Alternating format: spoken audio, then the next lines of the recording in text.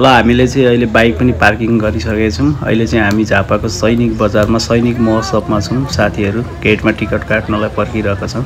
एकदम माहौल रमाइलो छ, झिलिमिली देख्न सक्नुहुनेछ। आज चाहिँ राई इचकिङ यो राजेश पायल राई आउनुहुँदैछ, त्यसैले हामी पनि आएको छौँ, मेलाको रमाइलो लिइरहेछौँ।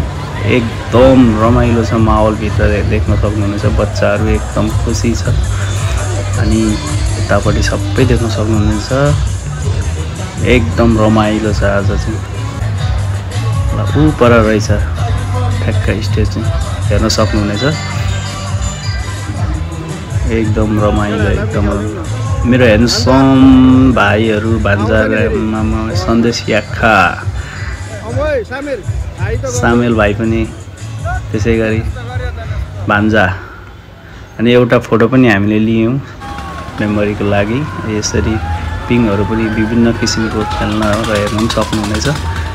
त्यसै गरी यहाँनिर एउटा रेलगाडी पनि छ, रेलगाडीमा पनि चढ्न सकिनेछ। एकदम रमाइलो छ बच्चाहरूको लागि। यहाँनिर गाडीहरू पनि रहेछ। अहिले चाहिँ हामी राई इचकिङको पर्खाइमा छौँ। यहाँ चाहिँ पान बनाउँदै हुन्छ, पान पनि खान पाइने रहेछ यहाँ चाहिँ। त्यसै गरी एकदम रमाइलो छ बच्चाहरूको लागि चाहिँ, एकदम रमाइलो छ यो मेला। देख्न सक्नुहुनेछ एकदम झिलिमिली छ हो।